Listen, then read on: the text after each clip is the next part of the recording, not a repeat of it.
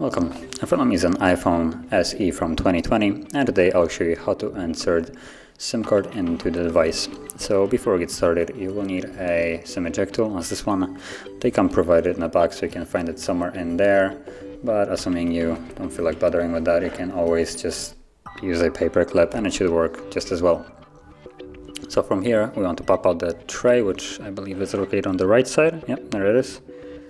So as you can see, it's right over here, somewhere like almost in the middle.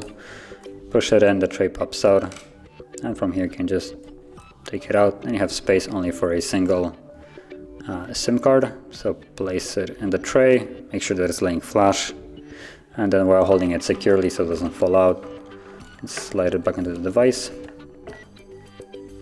And then there's the SIM pin, so let's insert that, and there we go. So that is how you would insert the SIM card into an iPhone. And if you found this video helpful, don't forget to hit like, subscribe, and thanks for watching.